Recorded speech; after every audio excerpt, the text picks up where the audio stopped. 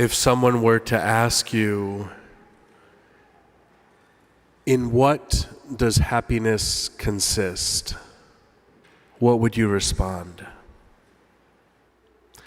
Now, it's easy for us who are sitting in a church to all respond, Jesus, of course.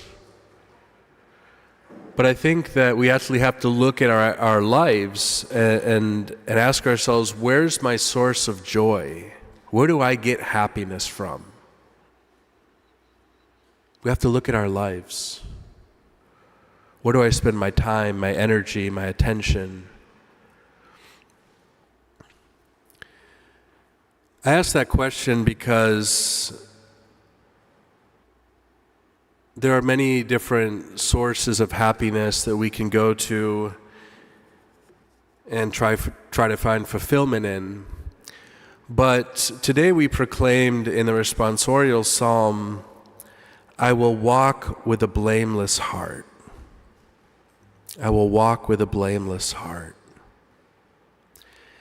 John Paul II, in one of his encyclicals, Salvificis Doloris, he talks about the different causes of human suffering.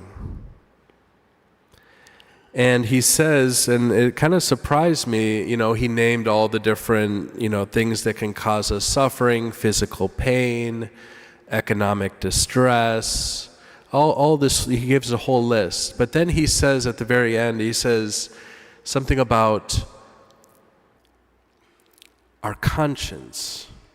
Not being faithful to our conscience can be a source of suffering.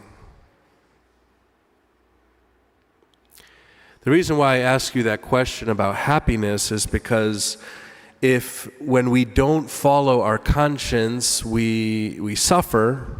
There's this suffering in our being. Then if we do follow our conscience, then that is the greatest source of happiness that we can experience. Real happiness consists in being in right relationship with God. When we follow our conscience, not just any conscience, but a well-formed conscience, according to the church, a well-formed conscience that we formed through prayer and study.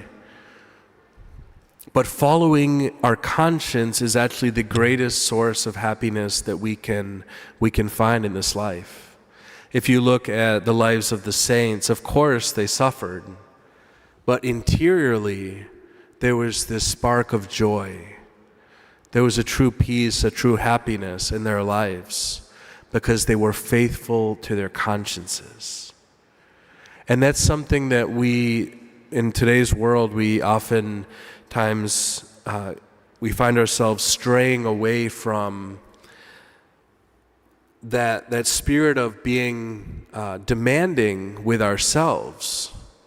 We oftentimes justify little sins, a lie, or I stole something, or whatever it is. We can easily justify it and say, it's just a venial sin. It's not that big a deal. Everyone does it. But who's losing in that situation? Us. Yes, we make God suffer, we offend God, but ultimately we do. We do because we're not happy. We're not happy. The further we get from God, the less happy we become. And we should never, ever forget that truth. In our daily lives, when we have these moments where we think,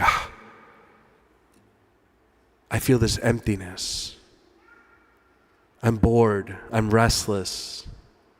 When we have those thoughts and feelings, we need to think, how have I been faithful to God?